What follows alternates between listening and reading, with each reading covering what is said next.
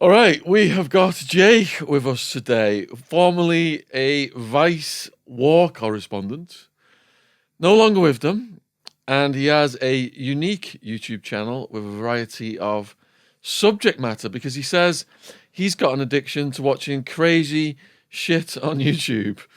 And if you go to his channel, it made me smile this morning, and we just watched it again. I'll probably watch it again tonight. It's the Hasidic Ravers. Yeah, good lads. They're good lads. They're good lads. Yeah. I heard you, for copyright reasons, we cannot put the Hasidic Ravers on the screen right now, just going off. But I urge you, if you want to smile during these dark pandemic times, go down to his channel. The link is in the description box below the video. Watch the Hasidic Ravers. Please subscribe to what he's doing. And there's some dark content matter as well, including Satanic Nazis. Is it O9A? Is that how it's pronounced? Yeah, O9A, yeah, Order of Nine Angles. Yeah, it's a weird cult group, yeah. This is right up the street of my viewers. I'm sure someone's going to go down and click on what you're doing. Yeah, it's weird. All right, so this started out as a prison channel, and Jake has been in prison in Turkey. Not as a criminal, I might add. I actually didn't do anything wrong. I was not arrested for any real reason, you know what I mean? It was quite a big case because I saw it in the news. Go on then, let's start with that. What happened? Why were you in Turkey and how did you get arrested? Yeah, so I was filming with Kurdish militants. So basically in Turkey, there's millions of Kurds live there. And I think they're the largest ethnic group without a homeland, right? So the Kurdistan is split up between northeast Syria, southeast Turkey, Iran, Iraq. So in southeast Turkey, there's a resistance group because famously, no matter what they want to say, the Turkish government have been oppressing the Kurds in a brutal way. They weren't allowed to even speak their own language at home. They weren't even allowed to call themselves Kurdish. So obviously, over the years, there's been a lot of fighting between the two. So I was filming with a militant group called the PKK, the Kurdistan Workers' Party. They basically fight against the government. And there was a youth wing, and I'd been filming with them a few times. They'd been setting up roadblocks, as saying like, "No, we're going to take our land back." And then a war kicked off, basically. So I was filming with them, like very kind of close quarters, urban combat. You got like teenagers with, small arms, like AKs, what have you, fighting governments with tanks. I mean, it's NATO's second largest army. You know what I mean? It was a mad situation. And anyway, basically, after filming that for a while, we got picked up by the police and they arrested us on terrorism charges. And I was like, what do you mean? Slow down. When you say you got picked up by the police, where were you? So we went to one area called Diyarbakir, which is to put it in context, there was one part of the southeast where the militants had basically taken over. It's like they'd taken it essentially. But then there's other parts where they were trying to. So some areas they had it, some areas they didn't. In that area is where we got picked up. We're driving back home. We've been filming with the militants, and then we drove to a hotel. Police come, arrested us, get out. I was like, what? What do you mean we're terrorists? I've never fired a gun in my life. I'm not a criminal, not a terrorist. But in the eyes of the state, you film with terrorists, you're a terrorist now. So basically, they wanted to stop us filming, What do these guys look like, the Turkish police? I mean, just normal. I mean, they weren't the gendarmes, right? So the gendarmes are the guys that are kind of militarized. They're the guys that were fighting with the militants. These guys were anti-terror. Normal clothes, plain clothes, everyone with bloody sunglasses on, you know what I mean? Jump out. They weren't armed. They had sidearm, pistol. Yeah. And it wasn't get on the floor. It wasn't mad. They was come with us, talk to us. And then they're like, right, you're, blah, blah, terrorists. And we're like, this is madness, whatever. Got into the cells. We thought we'd be out in no time. Because, like I said, we'd done nothing. So did they have to process you before the cells, or did you go straight to some cell? Went straight to these anti-terror holding cells, basically. What did they look like? I mean, it was grim, and there was so many of the youth as well. So many of the militants had been arrested that it was there was 3 of us and 2 of us were in a one-man cell. You know what I'm saying? So there was it was quite cramped. And then our mate was in another cell next to us. It was pretty grim, like, I'll be honest. Everyone says, like, oh, was it like Midnight Express? No, it wasn't like Midnight Express. It was a bit rubbish, you know what I mean? Like, it weren't ideal. I don't recommend it, you know what I'm saying? But it was grim. But, like, initially, like, the police were, like, horrible. And then it kind of... When you say the police were horrible, how did they demonstrate that to you? They were just, like, calling us terrorists and stuff, you know? Like, really assuming, like, we were trying to... You know, I've got nothing against Turks. You know, obviously, like, we're filming and it's the government versus the militants is a very different situation. And at the end of the day, I've been filming that all over the world. Wherever there's a militant group, particularly rebel groups, that's what I'm interested in. That's what I go and report on. And the way I do my work, I want to be with them, right? I want to be embedded with them. I don't want to film on a long lens from 20 miles away. I want to hear what they've actually got to say. So they're just saying, like, there's no way you could have got this close to them. Because a lot of people, especially the way they've been conditioned working with the police, they see them as, these are completely evil, they're terrorists. But when you meet them, they're young lads, they're disenfranchised, you know, they have friends that are all dead because of the war, and they're just normal lads. They're not tough guys as well. This is the thing a lot of people, like my friends back home in the Midlands are like, weren't you scared being around these lads with guns? I said, no, because... You know, often they're good people put in a bad situation. They're not like criminals. They're not going about and like trying to recruit lads off the street. They are the lads off the street. They're part of it, you know, and they're saying, right, we're taking our land back. They're not saying, oh, we've got to make money and flashy cars and that. They're just normal lads. So, you know, initially the police were like, kind of, you're terrorists. And honestly, like, I think as it went on, I was 24 at the time. I was very young. Like, my mate I was with was like a year younger, another was a year older. And as it went on, I think the police kind of realised. One of them even kind of said to us, like, I don't know how this has all happened, but I know you're not a terrorist, but basically we have to do our job. You know what I'm saying? So that's how it went. And eventually we got sent to court, and I thought, great, we'll be let go. And then they were like... off to maximum security prison you go. And I was like, oh no. So we got moved on, you know. Hold on a sec then. So how do you establish a relationship with the militants to go on film with them? You can't just like show up and say, hey, we're journalists from the UK. Right, yeah. I mean, to be honest, with the Kurdish situation, there were so few reporters there. Like, the war with ISIS was going on the border as well at the time. It was all very hardcore in Syria. No one was that interested in what was going on there. They still aren't, you know. Some horrific war crimes happened. NATO doesn't care. You know, EU doesn't care. No one cares, but a load of people got murdered, innocent people killed, and there's been no retribution for the state. But it is what it is. So that for me is like an ideal conflict. I like underreported stuff, you know, like, oh, no one knows about this. I want to go there and just say, hey, look, this is happening. That's all I want to do in my work. So... I kind of, you know, I knew some Kurds from the community because I'd done a little bit of work on them before. From what community? From the Kurdish community, like the diaspora community in the UK and elsewhere. And, you know, I went to Istanbul in 2014. I filmed, like, basically kind of the preemptive version of the group I'd later film with. They were having riots, they had handguns, but they weren't in all-out war at that time. So I filmed with them in Istanbul, and when I got back, someone contacted me and was like, look, we've seen what you did with that, that's cool, but if you want to see the real, like, group, we're here, deep in southeast Turkey in a place called Cizre. It's like, you know, 4 miles away from Syria. It's right on the border. It's completely different to Istanbul. So I said, yeah, look, I'm up for it. Like, you want us to come down, I'll fly there, and you can see what we're about. And I was just very honest with them. I said, look, I'm not a PR guy, I'm not on your side, you know, I'm just a journalist. I understand that kids are being shot dead in the street. It's brutal. I do want to come and film, and I do understand that, but just know that we're not your PR people, whatever. And I think they appreciated the honesty, and they said, okay, come down. And we got there, and it was very, ring this guy, ring that guy.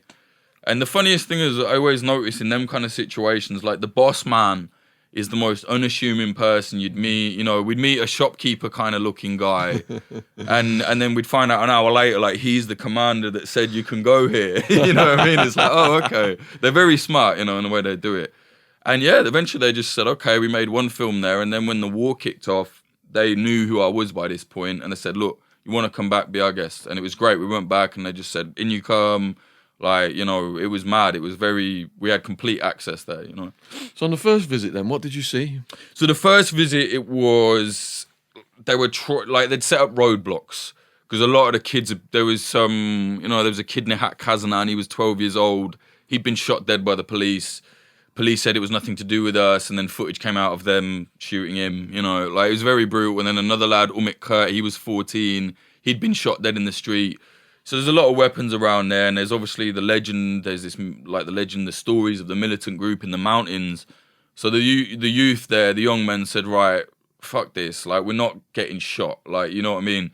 So they started forming barricades and they started taking over streets. So they would, do checkpoints, looking at the passport, looking at license. Now you were involved with the government, go away, or they get shot or whatever. So I saw a lot of that. There was also like a Kurdish jihadist group as well at the time in the town. They were battling with them. And I remember when I went back, I said, oh, where is that group now? And they just said, gone. I was like, all right, I get it. You know what I'm saying? Because, the PKK group, they're all secular. I mean, they're like a leftist group. They're not into jihad or anything like that. So there was even clashing with their own people, technically. So there was a lot of that. It was very confusing.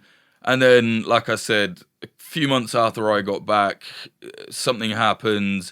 The kind of pro-Kurdish party in Turkey, political party, not militant group, they started to get like a lot of traction in the polls, because they were saying, look, we're for everybody. If you're a secular, leftist Turk, whatever, we don't want to have fighting ethnically anymore.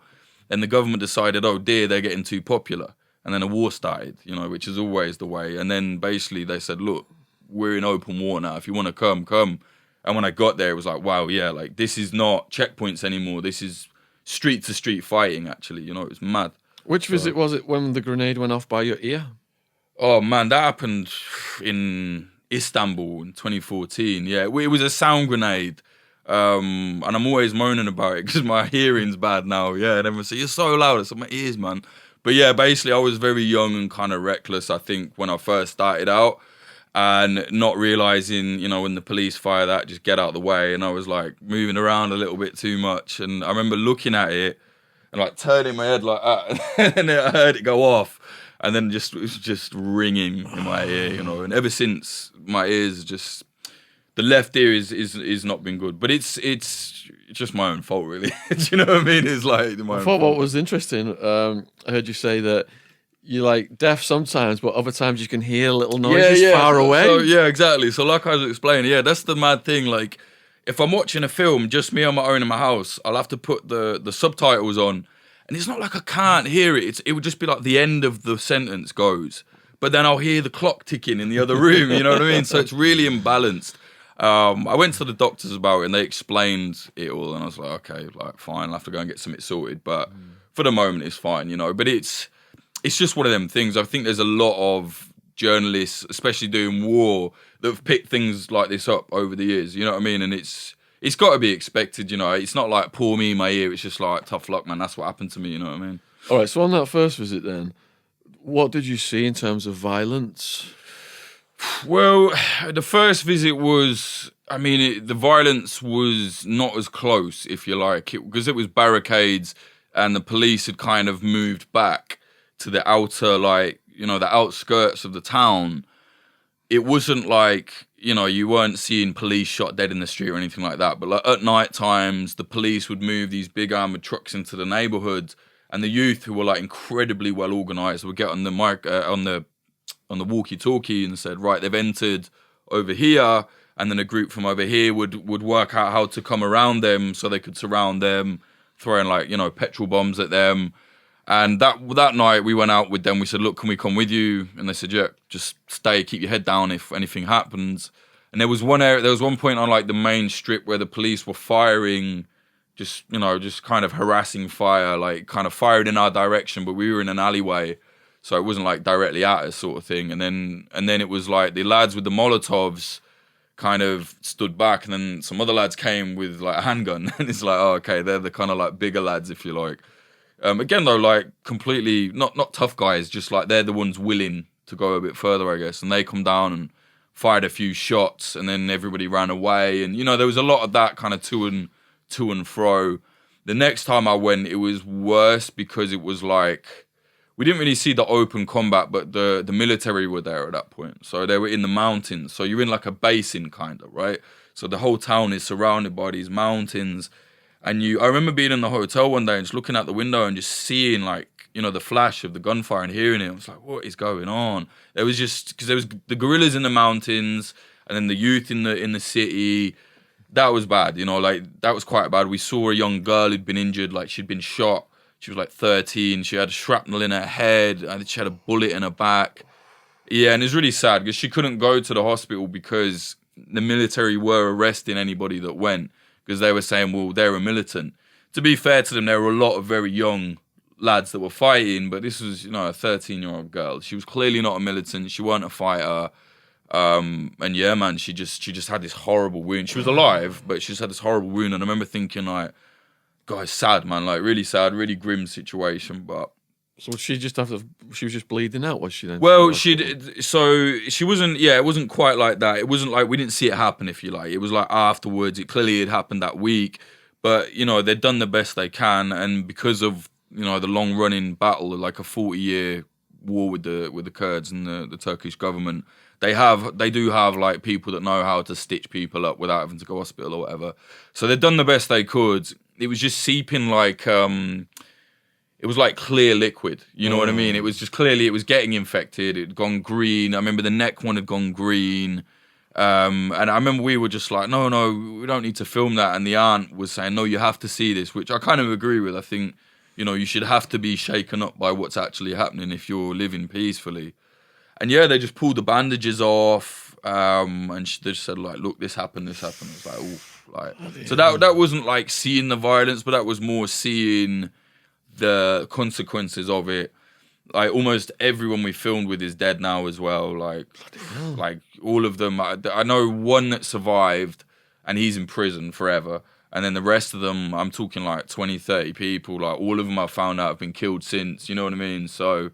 Yeah, it was a brutal conflict. Yeah, I mean, you talk about this very casually, and it's not everyone's ideal foreign vacation, is it? No. To go into a war-torn area and be hanging out with the guys shooting at the police. Yeah. I mean, people watching this must be thinking, "Fucking hell, this guy's got some balls." Yeah. I mean, what's your adrenaline like in these situations? See, it's just my job, innit? Like, I know what you're saying, but like a lot of my mates back home are like, "You're fucking mad." But it was like, it's not really like. I'm not thinking that. No, but like you got to think like you're just there filming and asking questions. When the bullets fly, I'm just down, terrified. Do you know what I mean? Like I'm not a tough guy by any means. I'm just like, right, get down, don't get shot. The lads that are brave are the ones fighting. You know what I mean? Yeah. No matter which side they're on, there's a lot of bravery out there on the battlefield. You see it, and a lot of bravery as well, more so in civilians actually, just living there, trying to live their life. Like they're the ones that I think, wow, that takes some real heart. And they're just they just want to live peaceful. You know what I mean? Most wars like you'll go to, everyone's just like sick to death of it. They want to be peaceful, and unfortunately they can't for whatever reasons. But it is, there is an adrenaline like buzz about it, I guess. But the thing for me is I just find it interesting to be there and talk to people you would never normally speak to, just to experience things you would never, I'm from the East Midlands, from like a shitty little town. I'd never imagined I'd be able to get to travel to these places and speak to these people. And for me, my job, I think it's important to do. Like I'm not trying to change the world or anything. I just think if people don't know about this, they should do. And I think where people are getting killed and it's really unjust or whatever, I think, well, that's probably quite important. So I think, right, off I go. And I don't know, man, I really enjoy the Middle East, and I really enjoy the people there, and there's something about war that is, I don't want to glorify it at all, because I'm not like a tough guy, I'm not an adrenaline junkie, I hate all that big tough guy goes to war, not at all. Like, trust me, in jail I was terrified, trust me. But like, there is a part of it where you just feel, I don't know, man, like everyone's on a bit of an equal playing field. The militants, you have a certain respect for them. They're like, okay, you came here to film this, fair play. And there's just this weird kind of dimension you exist in it on the frontline stuff that's just unlike anything else for me. It's the closest I've ever felt to like, right, this is real. Like, this is very real. There's no room for like fakers here. There's no room for, I just like that environment of like everyone here knows why they're here and they're about it. And yeah, it's interesting. not to say that it's like anthropological. Like I do get like it's their lives. It's very fucked up. I feel very bad for them. They're in the war. But there is that element to it. You know, I'm human. You can't lie. There is that like, wow, this is interesting. You know? That's fascinating, especially how you said that everybody's real. You know, there's no there's no and like your life's on the line. You can't be fake, can you? Exactly, and it's like you're not worrying about your debt. You're not worrying about like, oh, this guy doesn't like me online, or like who cares? When you're there, it's like none of that matters. Do you know what I mean? That's quite. There's something about that is just I don't know. It's interesting. Yeah. All right, so we're gonna go back to the jail then. You've been arrested. How many of you were arrested? What nationalities were they? And how long did it take them to give you some food? There's certain things I can't go into too much because, believe it or not, the case is ongoing. Is it still? 5 years later. Yeah, holy shit. Mad. Yeah, it's mad. So basically, there's 3 of us, me and my 2 friends who I was filming with. One was translator. One of the lads was Kurdish, so he got kept longer. You don't really want to be a Kurd getting arrested in a Turkish prison, you know? And yeah, man, we got arrested. We got food. I mean, we got bread. You know, we got some bread. We got some honey. Like? And honey. Yeah, and then one day we got like some tuna in a can, I remember. How many days did it take to get that? I think we got fed every day. Did you? Just about, yeah, it was all right. It wasn't too bad. The bread was like, I remember the bread just being like a brick, but it's like, I remember just thinking, well, you've ended up here, mate. Tough luck, you know what I mean? You got to deal with it. Put it in water. Yeah. Yeah. When we got to the like max security jails, the food got better. Did it? Yeah, it got better actually because we also when we were there, we're in like a terror prison, right? So we're not in main flow. You're not with each other, which I was glad of because there was all these ISIS prisoners. I was like, I don't want to be with them. You know what I mean? We could hear them and stuff shouting into our bit. What were they shouting? I don't even know, man. Like, I don't even know if they were shouting at us, but I think it was just, shouting whatever. But one day they did. I remember they pissed into some paper and like threw it over into our courtyard. I remember looking at it, like put my foot on it, thinking it was a letter, and just like, mate, like, what'd you bother doing? Why'd you do that? But honestly, it weren't as bad as you would think. It was traumatic because it was like, oh my God, I'm in jail, and you don't know when you're gonna get out. That was the thing. If they'd have said, you're going to be here 10 days and then you're out, I'd have been like, all right, it's horrible, but I can deal with that. But they're coming in, the guards are telling us, like trying to fuck with you. They're saying, oh, you've got 7 years, mate. And I'm like, what? And they're like, oh, didn't you hear? And I'm like, no. Like, what do you mean we got, and then you're like, right, okay, they're obviously winding this up. But at the same time, I was just like, I'm not a good guy to be in that environment. Like, I just couldn't focus on anything else. I was just sitting there thinking, oh my God, like, this is not good. But yeah, like I said, we got better food there. I remember we went to the head kind of jailer, the head guy of the jail, the warden or whatever. I remember he was looking at us, just like, even though I don't speak Turkish, I could tell he was like, what are you lot doing here? You know, you could tell that vibe. He was thinking, you've really messed up here. Like, and I remember like, my friend the Kurdish lad, he could speak Turkish. He was saying to him, the guy kind of listened for a long time and he sat there like this. And he basically just said, I don't know what you've done, but I know you're not terrorists. I'm going to put you in the best cell we've got. I mean, I don't want to see the bad cells, but it weren't that nice. You know what I'm saying? Can you describe it for us? It was just like, so you went in, I remember thinking it felt like a massive toilet, the whole thing, like. It is, isn't it, a cell, basically. If you go like Butlins and you got like the weird shower toilet area, it was like that, but it had an upstairs. But, we slept on the floor because I remember the beds were just gross, like stank, but it did have a courtyard. So we could walk around in the courtyard if we wanted, and you could see the sky, which was an improvement on our last cell, you know what I mean? I mean, you could stretch your arms out, which was better than the anti-terror cell. So I remember thinking, all right, and there was a shower as well. That was good. I was like, okay, there's a shower. We've got our own toilet, we don't have to knock on a door. So that happened. What bedding did you have? It's just like this mad old bed with like rusty springs. And I remember it was just so hot up there as well, up on the top floor, that we took our things and put like this weird flat kind of like mattress. I mean, you'll know what I mean, like the like it's very rough thing. Fling that on the floor, and we just all 3 of us slept like next to each other on the floor like that. What was the temperature like? Just hot as hell. I mean, Turkey, we were in Adana at this point, so a very hot place in Turkey. No aircon, obviously. Boiling hot, man. Just did that keep you awake? Yeah, it kept me awake, man. Yeah, it kept me awake. My mate, my other English mate who was there, He's from up north. He's from Wigan, and he was unfazed the whole time. Was he? Just unfazed, Wigan, man. shout out to Wigan. Yeah, man. Yeah, but I was just like, oh my God, this is so bad. I remember one night, like, we were in a place where the water from the tap was like chlorinated for some reason. So we couldn't drink the water, you know what I mean? And that was the worst one.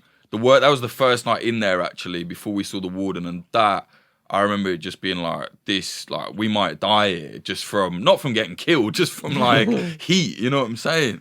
But it did get better. And then we got put in a deportation prison when we knew we were getting released. And that was really much better because we were in main flow with all these, like, ISIS guys, like Chechen ISIS, right? Because they'd picked them up at the border and they were, like, in the same jail as us because they were going to get deported back to Chechen or whatever. But you're eating breakfast with them. So I was like, oh, mate, like, please don't do anything. Do you know what I mean? Like, I've got 3 days here. I've got to get out. So that was Did a you bit talk bad. to them? Yeah, I talked to them. Yeah, a few. And there was one guy, one lad spoke English. And it was really weird, you know, like there was... I should probably explain. So when you get deported, it's like you don't just go straight to the plane. It's like you're going into a different jail. I'm sure you've been deported, right? So yeah. But like, you know, you go in a different jail. And obviously, like, again, we're not criminals. So it's like, I don't think some of them didn't know what to do with us. Some of them like, they're terrorists. And others were like, they're clearly not. You know, like, I've actually done nothing wrong. So there was a bit of confusion. So we were in this, like, deportation prison. And you're just in main flow, basically. It's kind of like a kind of imagine a very cheap hostel, but there's bars on the windows. You know what I mean? So we go in, and then there's one side is like all these ISIS fighters that they've caught coming from the border in Syria to Turkey. So they're lads there was lads with like open bullet wounds, and they basically were going to Turkey to get help in the hospital. Some of them were allowed to get through. There's some journalists have done research on this. Like, there's articles about them literally getting treatment in the hospitals and being sent back.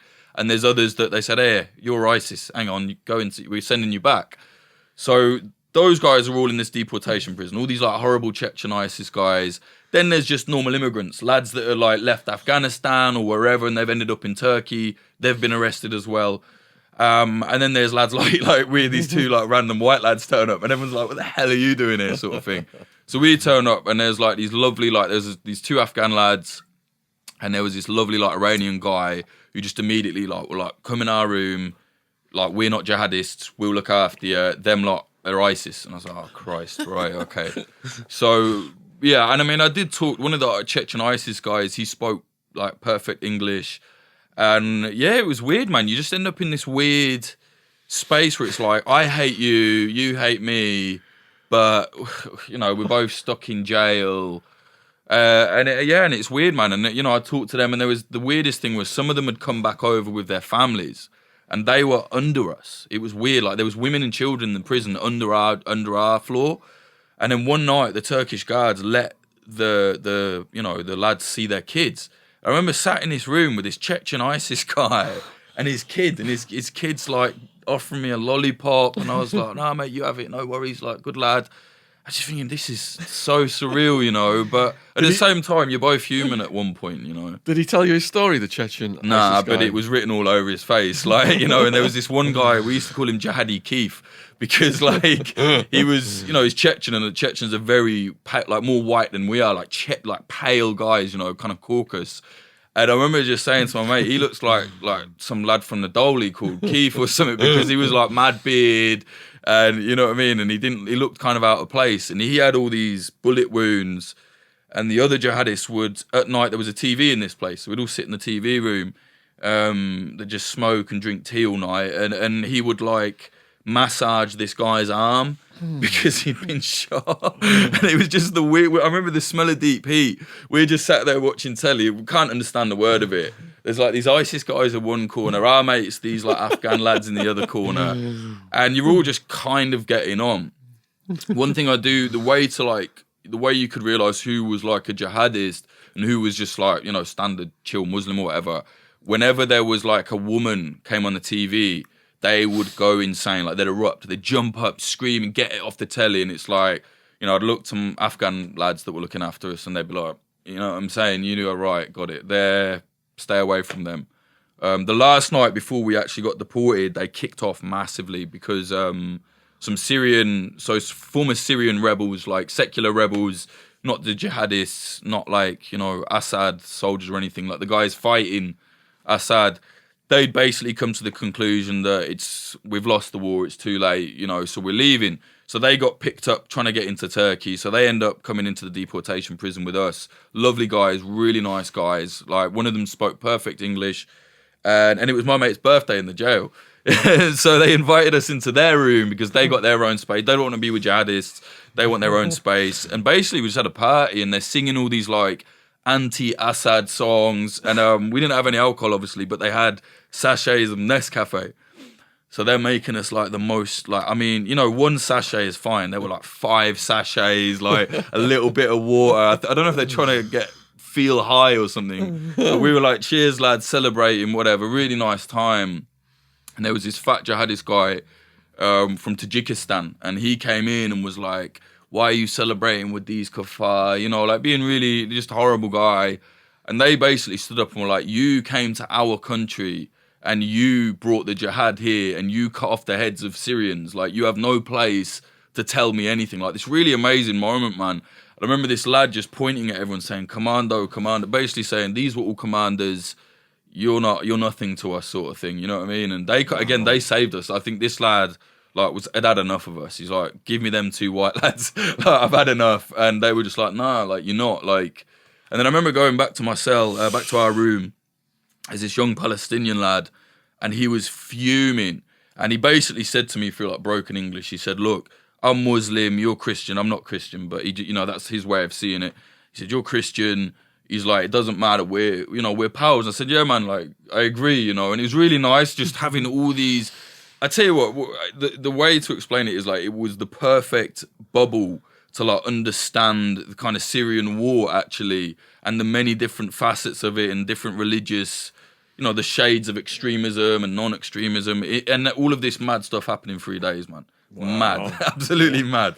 But I wouldn't change it because I learned so much from it, like it was traumatizing, don't get me wrong, but just learned like so much in such a short space of time. Yeah. So during your incarceration in Turkey, then you were out there as a war correspondent for Vice. Yes, yeah. So imagine we've got Vice legal people looking at it. We've got the British Embassy looking at it. You've got international media looking at it. You've got your family looking at it. How is all that working out for you at that time? It was mad, and I just want to say, Vice, I mean, I don't work there anymore, and I've had my own not fallings out, but I've had my own criticisms of the kind of direction they went in. But I will say Vice did everything. Like, they went above and beyond, and I was what you call permalance, but I was like a freelancer basically. I was there every week working, but I was actually not on a full staff contract. So they could have very easily just been like, forget it. But they did everything for us, man. Like, they did more than what they could have. To this day, we still have legal representation from them. Like, they're helping us every way. They're amazing. All the legal team, just like, cannot thank them enough. So they have been great, absolutely brilliant in that respect. The embassy, I remember the first night we were in jail, like, we managed to get one call. This is the only phone call we had the whole time. Can't remember how my mate, he got hold. I think the Turkish guards just went, here's the embassy. And they were just like, oh yeah, just sit tight, sort of thing. And it was like 11 days later, we were like, right, we've been in 4 different prisons now. Like, what's going on? They weren't that helpful, but Vice did like an amazing thing. They spread awareness. Now, there's a little bit of contention in the kind of war correspondent community. Some people think you should immediately start spreading the word. Some think keep it quiet, maybe try and do a deal with the government. Honestly, there's no solid answer. It depends on the case, each case, to be honest. I think they did the right thing because I certainly noticed that when it hit the news, the behavior from the guards changed very quickly. They went from like very not nice to like saying, we've treated you well, haven't we? We've treated you well. And I was like, well, you have arrested us with no evidence whatsoever. But yeah, I mean, they didn't beat us, so it could have been a lot worse, I mean, trust me, the prison we were in, Adana, like, anyone just Google that and there's a lot of bad stuff happens in that prison. You know what I mean? How do you spell that? Adana, Adana prison, max security. A lot of bad things happened there. And that didn't happen to us. You know what I mean? And that I'm thankful for. So yeah, so the guards didn't abuse us in that respect.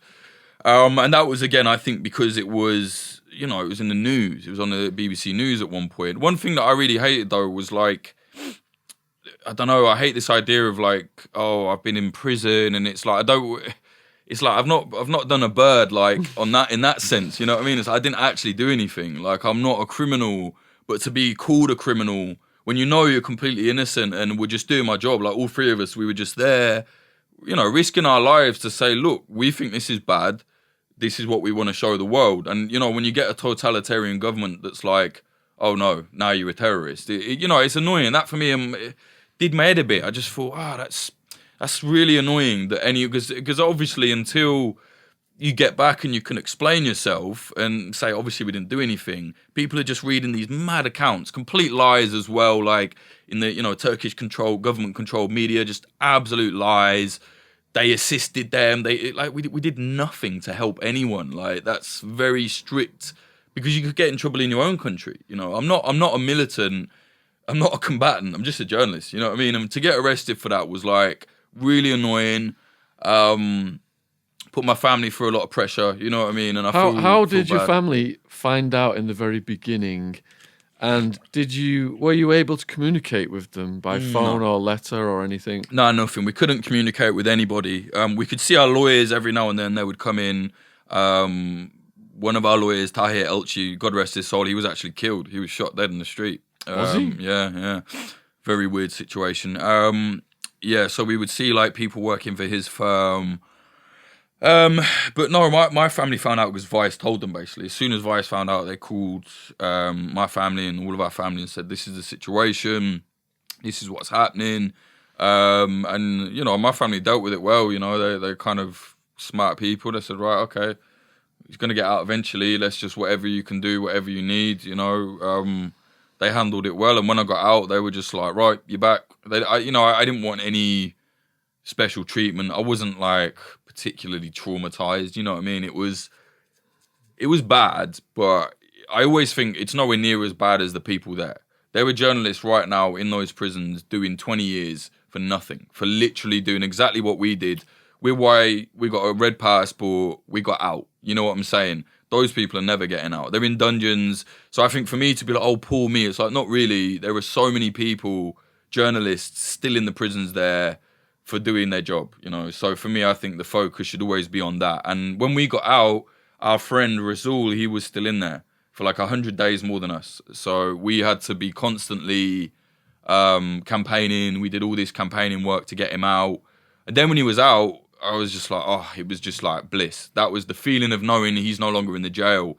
Then I could kind of just go, right, this is done. We're good. Put it behind us. All good, yeah. What about your mum? How was she over this? Well, she was all right, My mum's one of those people who's just like, get it done. You know what I mean? Like a very... Is that where you get it from then? I don't know, yeah, I don't know. But she's very good. She's the sort of person you want in a crisis. You know what I mean? She's very no-nonsense, right? Move on, do this, do that. She's very good with that. And she kind of took on a role of like, kind of, going around to everybody, updating them. He's at this stage, he's at that stage. And yeah, man, she did well. Got out, she was like, you all right? I was like, yeah, good. She's like, all right. That was it. What a mum. You said your lawyer got shot to death. What were the circumstances of that? Yeah, really sad, man. So basically he got, it's nothing to do with our case as such, but he got arrested himself for basically going on the TV and saying the PKK, which was the militant group we were filming with, he went on TV and said, they're not a terrorist organization, they're a resistance group. That was enough to get him arrested for terrorism. He was arrested just for saying that. And then he did this speech where he went to Diyarbakir, where I got arrested, and he went to this famous kind of monument, all cuffed up, and he had to do this. He did some kind of speech. I forget exactly what it was, but he was a guy that, his whole life he believed in, freedom for his people and the ability to live peacefully with Turks and Kurds and whatever. So he was kind of reading this speech. And then there was a weird situation where two of the youth guys that I'd been filming with, they got caught at a traffic stop. The police were like, we know them, about to arrest them. They pull out a gun, shoot, kill everybody, whatever. And they're running down the road. There's footage of it. And then the police just start firing at these kids. And in the crossfire, Tahir was killed. Bloody hell. Yeah, but it's all a bit it's all very fishy. You know, I don't want to Yeah. go into it, but it's all, yeah, it's something fishy happened. I think he was maybe shot on purpose. The government says that the Kurdish kid shot him, which I don't know why they would, because for his whole life he campaigned for Kurdish rights. So that seems a rather weird thing to do. And then, you know, they say, well, we think that the police kind of set that up to shoot him, and then kind of, who knows what happened? I don't know. Maybe it was just a complete freak accident. You know, stray bullets, to be fair. Like, and in that area, it was like an ancient, it's been flattened now, but it was an ancient World Heritage site. And all the stones are like very high, very narrow alleyway. So maybe a stray bullet did just hit him, but weird. Very weird, yeah. So during those days then, inside the Turkish prison, how did you pass the time? You said there was like a foreign language TV. Yeah, well, that was only in the deportation one, so that was all right. Like, that was fine, you know, and there was plenty of lads to talk to, but just talking to each other, really, like, trying to read, you know, and the lads I was in with are, like, two of my closest friends, you know, and we were friends before anyway. It wasn't just from that. We were always very close. And we were just, like, chatting. There wasn't much to do, I'll be honest. I mean, we were having a lot of laugh at one point. I remember a guard banging the door and shouting something in Turkish, and our mate, and you know, our Kurdish mate in the cell next to us, I think he said something like that. Basically, the guy's saying like, "You're in jail. You're not meant to be laughing." You know, basically telling us to shut up. Because I remember me and my mate were having some laugh about something, and we were just like giggling, man. Because it's one of them ones where it's like, what can you do? You know, you're absolutely fucked, man. Do you know what I mean? It's like, what are we gonna do? Might as well just accept it and deal with it whatever way we can. There was definitely, I went, like, it was weird. You would go from like, this is all right, we'll get out of this, to then a minute later completely like, oh my God, they're going to kill us in here.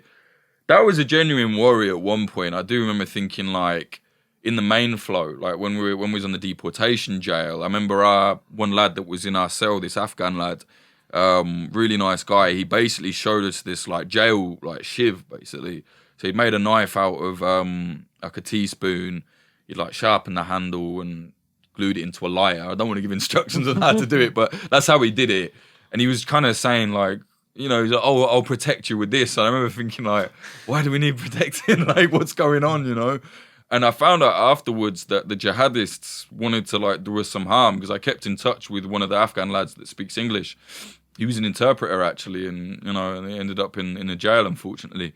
And he basically, we spoke on Skype, and he's like, look, I didn't want to tell you when we were in there, but, because I said, yeah, why were you constantly having an argument with this one guy? He was like, oh, because he would pray, they'd all pray in the same room, but he's like, look, I'm a Muslim, I'm not a jihadist, like, and he had these big disagreements with them.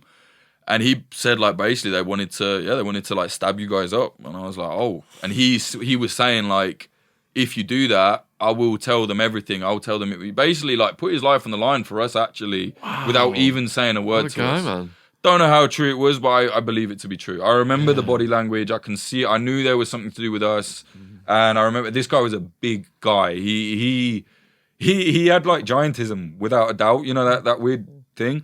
And I remember he was like, yeah, I've just never stopped growing. And I didn't really have the heart to tell him, like, that's a condition. Like, you know what I mean? But, huge guy. I remember him just standing at the door sort of thing and being like, no, you know, stay out of here sort of thing. And I just, afterwards I thought, yeah, I can see that. I can see that was possible. Yeah, great lad, really nice guy, really funny guy. He was constantly, on one hand, he was constantly trying to convert us to like religion, you know, just, which was fine. He was like, come on guys, you got to do this. I was like, no, man, it's not for me. And I'm not an atheist, but I was like, it's not for me. But then on the other hand, because he'd learned English in Afghanistan by watching like British TV, he kept talking about Little Britain, and he was telling us how like he loves Celine Dion, like, and it was just so funny. And I was sitting there thinking like, this kid is brilliant. Like, I hope wherever he is now, like, I hope he's doing well. You know, last I heard, he got released, and he was just like had a job in Turkey, like as a waiter or something. Yeah, well, maybe you'll see this. Yeah, but good lad, real good lad. Put a comment down if you do. We'll put you back in touch. What was your day of liberation like? Oh man, that honestly, like, I don't advise going to prison, but getting out is like that feeling of just like, oh, like, it's amazing, right? Like, and it was only 11 days I was inside. It wasn't like that long, but it was the constant back and forth and like the brutality and the kind of horror, to be honest, of some of the jails was just like flipping hell, mate. Like, it was really, it was just nice to be like, okay, I'm going back to just normal, like everything's okay. And I remember me and my mate, who I was with. It's funny, we were next to each other the whole way, you know, to kind of look out for each other. We were like not going any, like if you go toilet, I'll go toilet, like, you know what I mean, like just sticking with each other because we're in a foreign prison. We don't speak the language, and everybody there, all the guards hate us. You know what I mean? So what, you know, some of the guards were telling us like, if I see you out on the field again, I'll kill you, no problem. So it was like, okay, like, you know, so we were like stuck together like glue, and then it was weird to be out, and then we were kind of still like it. We went and got a haircut together, you know what I mean? And it was like, it was hard to like separate from your pal, you know. It was a little bit like, but I remember sitting, getting home and just being like, this is brilliant. Like a guy from Vice came all the way to Turkey to literally fly home with us. Like that's how much they looked after us. Real good guy. And they put us up in some mad flash hotel, ate lobster, like never eaten a lobster before or since. And they were like, Vice, like, don't leave the hotel because we don't know, maybe some like weird press people might accost you. Obviously, like we were like, right, we're going out. We left the hotel immediately, and we was on Brick Lane. I remember sitting there like waiting outside for a haircut, and just like, you know, everyone going past. And I remember, you know, just seeing like every color, every race, like the gay people, this one. I remember saying to her, I said, it's great, isn't it? And it was like, we were like, yeah, it's actually great. Like, this is great. Like, this is not being in like totalitarian, constant hate, constant hell. Don't get me wrong, this country has its problems, but I just remember having that feeling of like, it's good being home. Like, you know what I mean? I like that it's free. You know what I mean? Like, to a degree.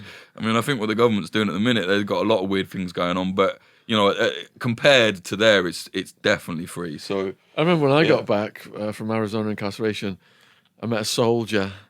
He just got back, and we were just looking at the world, and it was like we could just see how everybody was just taking everything for granted. Yeah.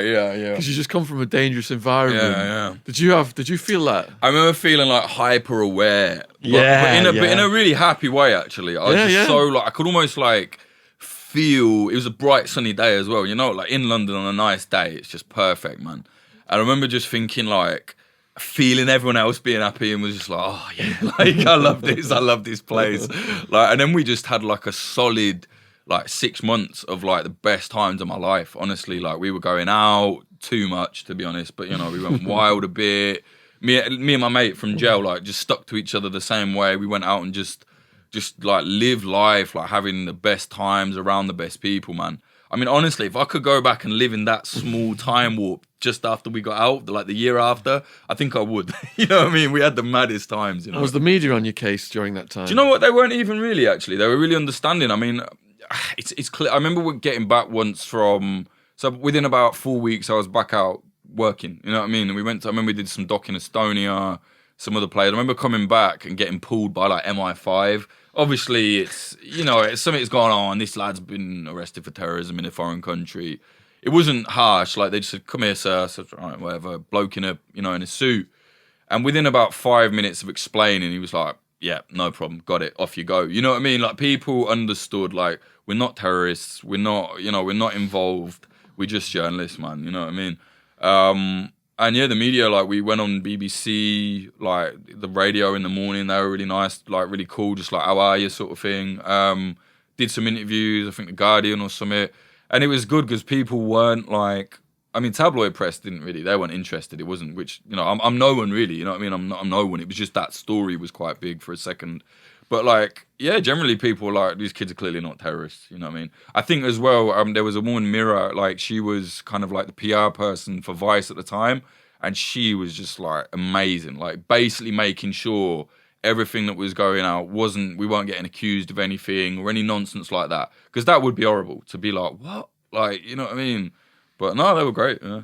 So you said there was people in the dungeons doing decades for journalism in Turkey. Yeah. Did you ever see any of those during your? Do you know their stories? Well, I just know of like loads of, basically like a lot of Turkish reporters, a lot of Kurdish reporters in the country who were, you know, trying to do what I was doing. They don't have the protections. It's their country. That's it. They're sent to prison. I know of a guy. You know, you can go to prison there now.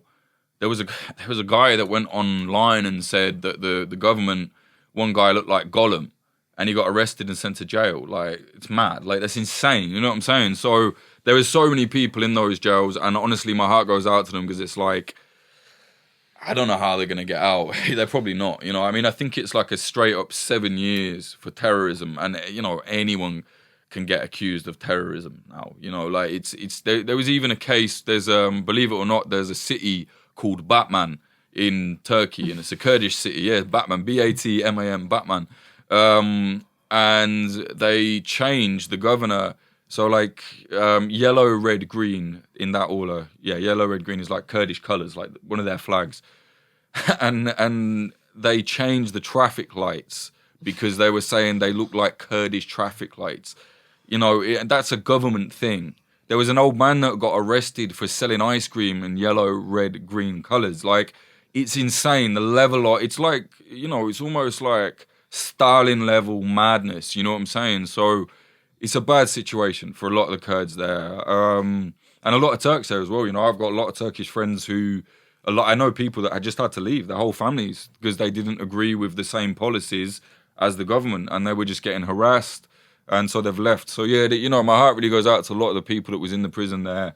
One weird thing I remember we saw, like one day, I was getting led out to smoke cigarettes. Basically, like the only time to get out was like the guards were like, "Do you smoke?" And I was like, "No." And then my mates did, and they're like, "Okay, you wait." And I was like, "Hang on, wait, I smoke." Do you know what I mean? Because I was like, I want to go out.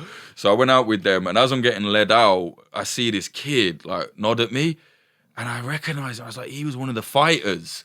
And I was kind of like, shut the fuck up. Like, don't bring attention that we don't need to know each other in here. So I was actually seeing militants that they'd arrested. You know what I'm saying? And I remember one day, one of the guards was really in a bad mood. One of the officers that had been bringing us in, he'd been killed, you know, because of the skirmishes that were going on.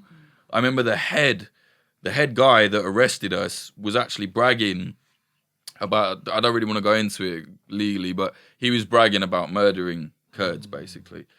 6 months later, I saw that he'd got killed. He'd been killed by one of the militants. So what my point is, the war was just so close. You know what I mean? So half the people that I was seeing in and out, probably kids we'd been filming with. Yeah. All right, before we expand on the Satanic Nazis Yeah. and the Hasidic Ravers then, what attracted you to this line of work? I think I've always been really interested in sort of... I don't want to say like the darker side of life, but like just things in life that are kind of unconventional. You know, even from a kid, I was always like, I loved X-Files as a kid, like all kind of things like that. Not that I believed in all of that, but just I like that weird stuff. And I think as I got older, that feeling of like being attracted to things that most people would be like, oh God, kind of developed. And then I got really interested in war and conflict, and I found that like I just felt like wherever people are getting, you know, picking up arms and fighting for something, that's really interesting. Like, that's a big step. You know, there's arguing and there's diplomatic relations, but when people break out into war, for me, that's like, wow, that's a solid line has been crossed, right? So I was always really interested, and I thought, oh, would I dare go to war? I don't know. And eventually I was kind of writing things, and I realized a lot of what I was kind of going towards was conflict. So I thought, well, I better go and see, you know. Covered like riots and stuff, and I thought, yeah, I enjoy this. This is very you know, I come from a normal family, normal background, you know, no family's not rich or anything like that, never traveled to like, you know, incredible places. So I was like, firstly, I'll get the chance to travel. And secondly, like, you know, I'll get to experience things that I just never would otherwise, you know what I mean? So that was a part of it. And then it was like, well, I want to tell people about things. Like, if this is happening, I would get a lot. I'm very passionate about it. I'll read it and I think this is awful. This is really unfair. And I'll tell people anyway, like, hey, mate, you seen about this? You know what I mean? Oh, this is bad. Or, you know, if someone's talking, you know, if there's like, I don't know, like a racist in the corner, I just can't say nothing. I have to be like, hey. And I feel like I thought I have to channel that into something. You know what I mean? So, yeah, long story short, I just thought, you know what? The only thing, you know, I left school, I think I got like 1 GCSE, and that was in English, because I've always been reading. My granddad, like, God rest his soul, he died recently, but he was an immigrant from Ireland, and he just said the only thing that kind of kept him busy when he first got to England, because he didn't know anyone really, he would just read, constantly reading, you know, like he didn't really go to school or anything. So he'd constantly be reading. And he kind of told me, no matter what you do, keep reading, because I completely fucked school up, you know, left at 16, no college, no uni. But I was always reading, always. So I thought, you know, fuck it, I want to write my own stuff. You know, I want someone to read my book.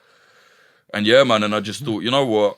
I got to a point where I was about 20 and I'd done every job you can think of. Like, you know, all of these not rubbish jobs, but like, you know, warehouse work. I was labouring. I worked in a suit shop. Like, I just was going nowhere really, because I couldn't hang on to these jobs because they weren't enough. I wanted to do more. So I said, right, I'm teaching myself. I don't care. I'm going to teach myself how to be a reporter. And then I just got like obsessed, like absolutely obsessed, like reading every book. Like I would even look and be like, what does that mean in that book? Like underline it, then Google it. I just thought I have to know. And I got to a point where I think I kind of know what I'm doing here. And then eventually I started going out and doing stuff like off my own back. And then Vice News started, right? Like that's when it really kicked off for me. Like I got a little bit of a name for myself writing articles. You know, people like, oh, he's all right. He's got good reporting and whatever. And then Vice News started and I went there. I said, look, I want to work here. And they were like, who are you? You know what I mean? And then I remember the boss, like the man that became our boss, I went there and he was like, oh, I forgot you were coming. Come back another day. I was like, nah, fuck this, man. So I waited for like 4 hours and he came back in and he was like, why are you still here? And I was like, mate, I'm waiting. Like, I want to do this interview. So he was like, all right, I'll give you a shot. And then I kind of gave him some ideas. And I remember like I was back to, you know, I went back up to the Midlands and then I got a call and they were like, are you going to come and work for us then? I was like, really? And they were like, yeah, come on. I was like, all right, yeah, like left there and then gone off the site, like, you know, gone. And then I finally, like, started in like February of 2014. And by, I think like October, I was like on the first Frontline, you know, I'd ever been on. It was like, wow. Like Which one? Iraq. Yeah, I went to Iraq. And I was just like, wow, like that's when I realized like, yeah, this is for me. I like this. It feels like everything I was working towards. I get it. I understand the people. Like everything just went click. Like this works for me, and yeah, it's done all right. So I think I've made a lot of mistakes in work as everybody does, but generally, like I'm very happy with the output. Yeah. So Frontline in Iraq, what's that like? Honestly, like not a lot happened. like it was. I was in a place called the Khazir Front, which was like very close to Mosul at the time, which ISIS had hold of. It was so close that we could pick their radio up and you could listen to them on their radio talking to each other. But it wasn't like, I don't know, I think people think the front line is like constant chaos. And it's not. Like 90% of the time is sitting around, people just drinking tea and smoking cigarettes and chatting. And then when it happens, it's like, oh my God, it's crazy. But actually most of the time it's not open combat, you know what I mean? Urban combat, like urban conflict and like rebel groups, for me is a lot more interesting to film with because it's not like there's my point, there's yours. It's all everywhere, you know what I mean? But the front line like that, I mean, it was just a wasteland, you know, and it was just, there was some firing, some shooting back and forth, and we could see went to another place called Guer where you could see ISIS in the binoculars. That was quite creepy. You can just see them walking around and their flag. I was like, I just think, fucking hell, man, like they're just over there, you know what I mean? But, I didn't know, but like a year later, I'd be in jail with them, you know what I mean? But like at the time, it just seemed so alien. And yeah, from that on, I was like, yeah, this is for me. And then got to do a lot more. Like Vice gave me so many opportunities. I got to do a lot. So you said it was quiet on that particular occasion. When was it not quiet? When did it kick off on the front lines? I mean, in Turkey, like in Southeast Turkey, that was quite heavy. There was one night where I remember it was just like the military, I think, were firing in from the mountains, just firing blind, kind of, and they'd shut the electric off to the town. You know, it's smart if you're any kind of militant, I guess. And I remember we were just like walking along this like alleyway. I remember one of the Kurdish lads, we were like on like a patrol with them and they're saying, don't worry, it's just harassing fire. And it's like, you can hear it. And I was like, I don't know if it is. Like, you know, these kids are fearless, you know, they're brave. Like they do this all the time. They're the guys that fight back, you know, but we're just like, oh God. And I remember just gunfire, hearing it from all directions and it's pitch black. I remember that. I remember feeling for a split second, like it ended very quickly and it was fine. But I remember just thinking for a second, like, this could be really bad. You know what I mean? Ukraine, like, been under shelling there. That's horrible. Like, shelling is horrible because, you know, it's a mortar rounds firing and you just have to kind of like that as you hear it, and then you hear it land and it's like, oh, thank God it hasn't landed on our head, you know what I mean? But what's the conflict there? The conflict between the Russian-backed separatists and the Ukraine military part of East Ukraine has been, I mean, Russia's there. They say, oh, it's not us, it's just pro-Russian people. I've been on both sides and Russia's there, trust me. But yeah, that is still ongoing right now. Like, that's like another kind of forgotten war. That is mad. It's like, it's almost like World War One in terms of, like, you've got these deep trenches and lads are just stuck in the trenches and it's like constant shelling back and forth and it's pretty static, you know, like it's a very weird situation. A lot of young men just dying out there still.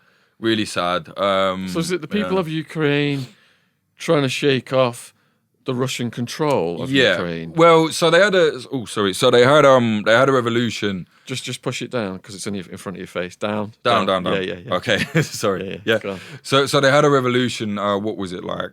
I don't know, 2014 maybe, where, you know, the people rose up against what was like quite an authoritarian government, pro-Russian government, and they rose up like it was very brutal, like fighting in the street. And eventually the government said, right, we're out. They left. So the people overthrew the government, but then immediately that turned into a war. So the Russian-backed government, Russia no longer had, you know, a control there anymore. So in the east of the country, where a lot of people do identify as ethnically Russian, even though they're in, you know, Ukraine, I guess kind of how, you know, some people are in Northern Ireland, you know what I mean? But anyway, so immediately, you know, people started setting up roadblocks and they were saying, right, okay, well, if you're Ukraine and you want to be close to Europe, we want to be close to Russia. And then Russia sent in a load of troops to help them and said, oh, no, we don't know who they are. I mean, they literally were sending in troops without any patches. And everyone was going, who are you? They called them the Little Green Men because they had no flags, no nothing. Then they took a place called Crimea. And it's just like, now it's just been this ongoing, constant battle from the trenches. You know what I mean? And it's very, very harsh war. I've been there in winter once and I think it was like -30.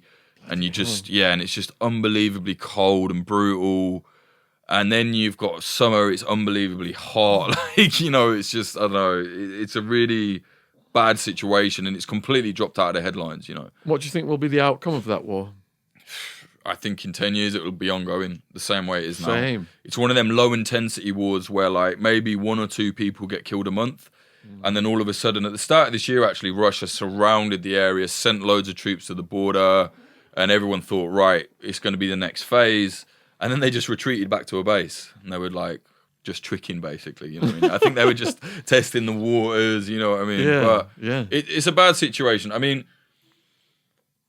you have a problem where the Ukrainians do have an issue with, like, far right. There's a far right militia. So there is a problem with, like, fascist groups there. However, Russia uses that and says, everybody there is a fascist. It's like, well, no, that's not true. In local elections, the fascist party got less than 3% of the vote and they voted in a Jewish president. It's like, I'm pretty sure the whole country is not fascist. But Russia uses that and says, right, they're all fascist. We're protecting our people from fascism. Ironically, there's like loads of fascist people on the Russian side as well. So it's just one of these kind of, it's become like a real like football match. For people that haven't been there, you get online, a lot of people online are, I'm on this side or I'm on that side, and it's like, it's war, mate. It doesn't quite work like that. But where have you seen the most death and destruction? Oof, boy. Probably when I was in Iraq, because it's just like, it's so detached at that point, because it's just like over there, as you're driving, it's like that village that's gone now. Like, you know what I mean? You've seen corpses and stuff. Yeah. Like, unfortunately, how does that affect you when you first start to see corpses? It's not nice, you know. It's not nice, but it's kind of. I think if you're gonna do this job, you kind of have to be prepared for that. You know what I'm saying? Does the journalists try and document the corpses? Yeah, I think you have to. Like, I think you obviously do it respectively, but I think, you know, you have to show people have died here, and if there's an open place where there's a corpse, it's like, well, you can't just be like, ignore that, you know. I mean, I really believe that I don't believe in censoring things to make people feel more comfortable. I think if you're living safely and it's comfortable, you should at least be aware of the people that aren't. And sorry if that shakes you up a bit, but you have to be shook up a bit. I mean, don't get me wrong. I'm not going to, if we're filming something and there's, someone's brain is blown out, I'm going to probably like censor that, at least like blur it just for the respect of the family or whatever. You know what I'm saying? I mean, I don't think you need to put it out there like that. But I don't know, if you hear, I remember in the early days of Vice News, they got a lot of flack because I think there was some footage of like the aftermath of like a suicide bombing, and it was very brutal. There was like a head literally rolling, like flinged along, and they showed that footage, but said they never should have showed it. And I said, well, maybe not, but if you hear on the news there's been another suicide bombing in Afghanistan, I mean, you don't think of it, okay, it washes over you, right? If you see what that actually looks like, you might go, wow, oh, okay, I'll pay attention. And, I think if you're paying attention, I don't think that's ever a bad thing, you know what I mean? I think they should show people the full extent of war because sugarcoat's in it. Exactly, because it's going to be their kids maybe that end up going to fight one because of some stupid politician has decided, I mean, look at all British lads as well that died fighting in Iraq for what? And it's like, what were they doing there? They weren't protecting British sovereignty, let's be honest. For George Bush and bloody Tony Blair. You know what I mean? It's like, and I'm not... I get it, I understand, I know war isn't like black and white, and I'm not a conspiracy theorist or anything, but it's like, look, people should at least be aware that that's what's going to be happening. You know what I mean? It's not a picnic, man. But honestly, I've actually been quite lucky in like my career. I've got other friends like doing this who've just seen like fields of corpses and stuff, like horrible. They got to get therapy. Nah, like some people do. Like, so I tried it once and I was like, just weren't for me. Like, I didn't really feel like I needed it, What upset you the most that you saw out of everything? I think what upset me the most was the young girl I said that had been shot, because it's a young girl, and it's like, it's just a young girl. It's a young kid, man. It's like, it's just sad. And also, I remember like interviewing an old lady, like in the ruins of our house. Like our house had been bombed.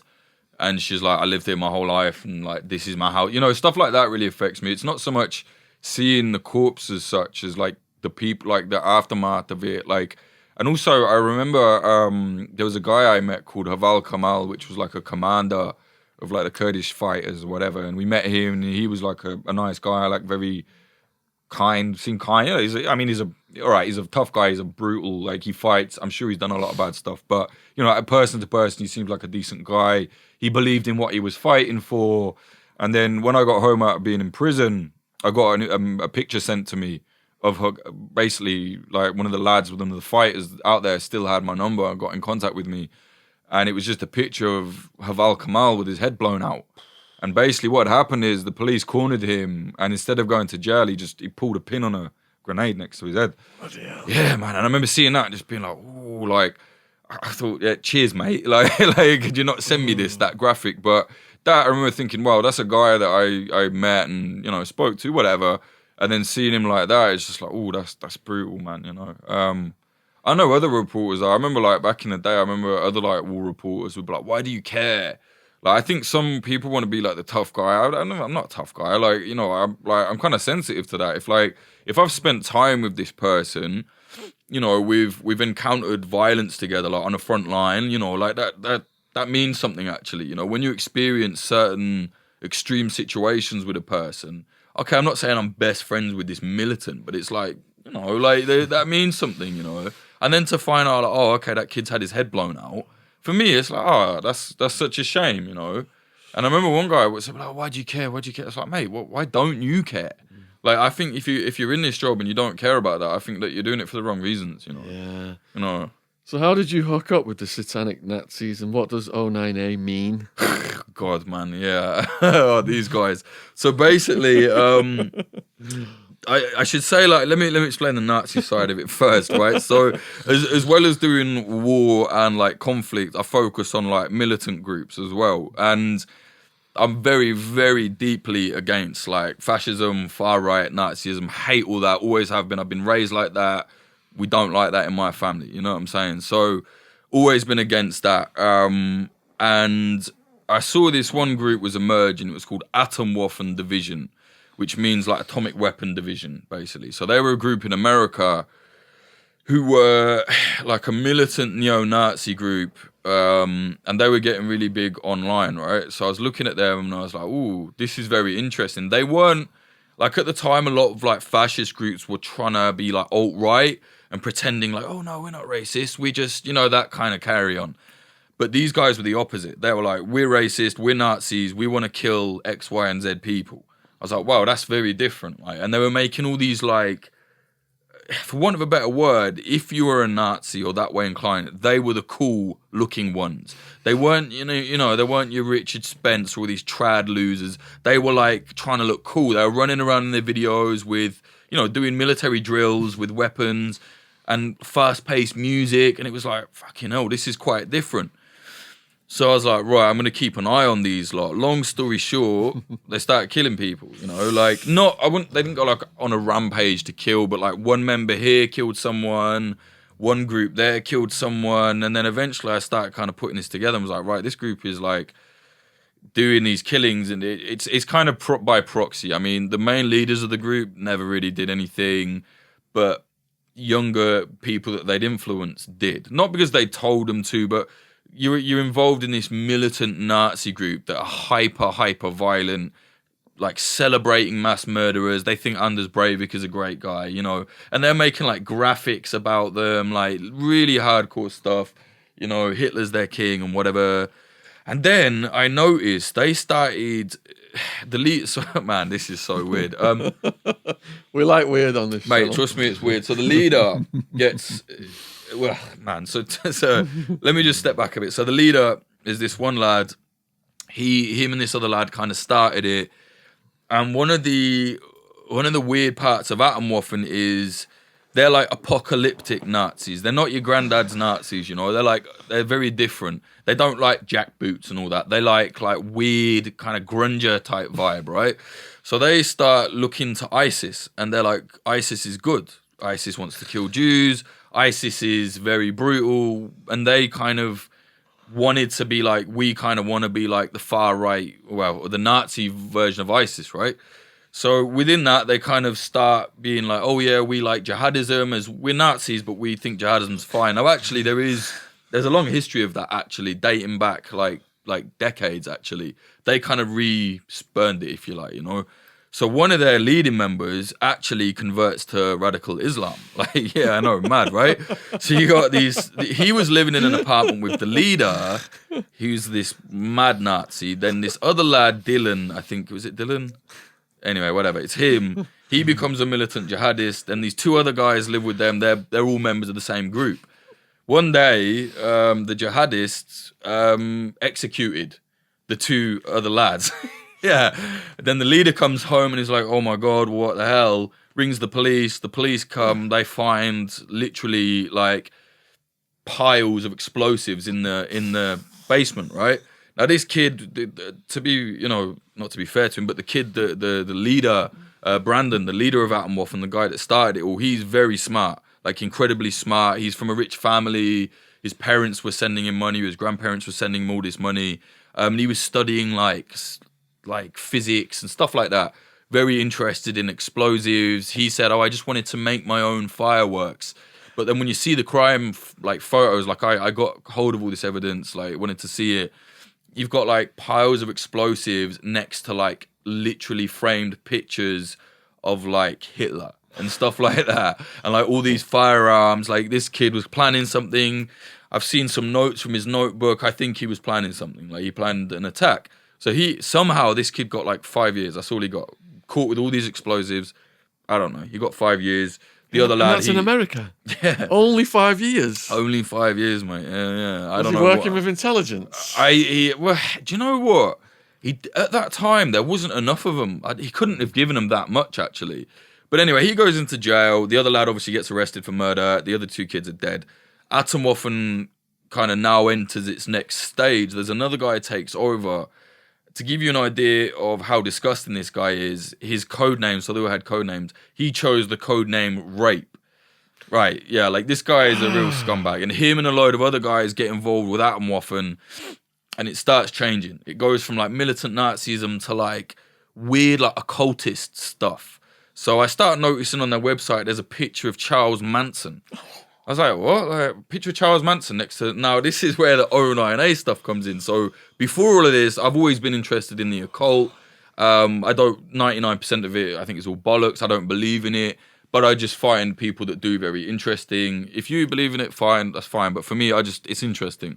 But I've been interested in the way that, like, real Satanists... So you got the Church of Satan, which is just, like, edgy atheists. Like, real Satanists that are, like... doing weird rituals. Like, I've always found that interesting. Like, what the fuck? Like, you know? So there is a group that started in Britain called the Order of Nine Angles. Now, they're like kind of satanic, but not quite. I mean, they worship... It's so complicated. They kind of worship the idea of demons, but they're really like against morality. Anything that's moral is, we don't care. So, you know, they've even had like pedophiles within their group. Yeah, it's disgusting. Like, real nasty shit.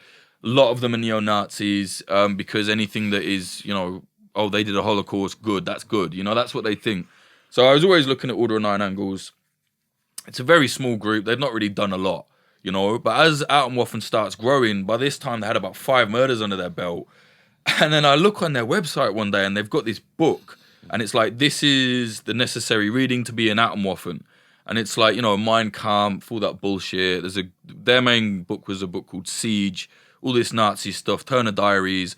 And then there's this book called Iron Gates, which was basically a faction of Order of Nine Angles in the US wrote this insane, horrible book. It's a fiction book, but it's about like this far-right militant group, you know, ruling over the wastes of post-apocalyptic America. The book starts with them sacrificing a baby, like horrible shit, really badly written, it's trash. But I'd read it because it's like as a part of my research, and I was like, what the fuck? Like, how were they involved? So I was like, right, I've got to get on this now. This is so interesting. So basically, this militant Nazi group in the US, which was kind of trying to present themselves as an armed militia at this point, you know, they had a lot of members. They had cells all over America. I think they had like 20 different cells, like upward of like hundreds of members at this point. And starting to get like, okay, this is dangerous now. Like, they're killing people. There was a young lad, Blaze Bernstein.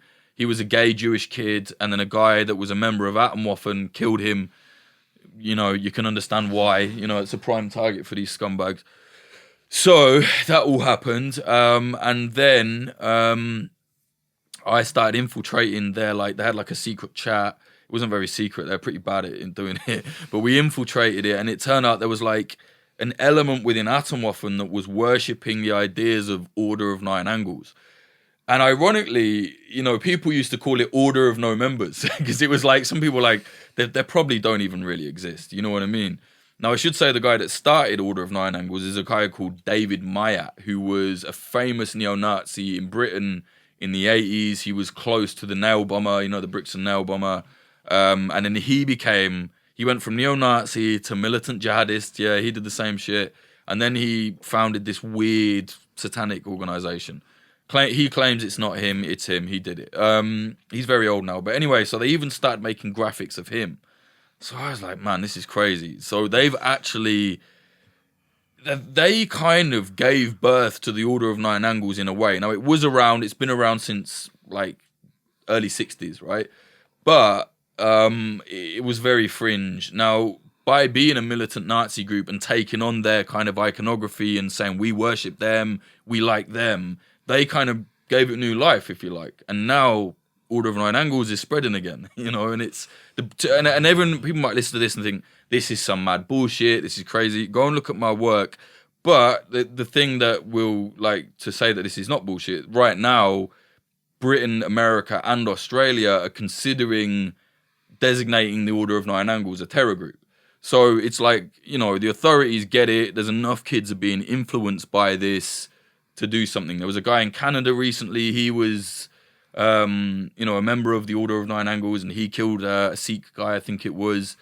You know, in their teachings, they say we should kill people, they call it culling. It's all mad. It's very mad. Don't get me wrong. There is no mass satanic spree of them. Most of them will never kill anyone. Most of them will never do anything. Most of them are like edgy teenagers. But it only takes one.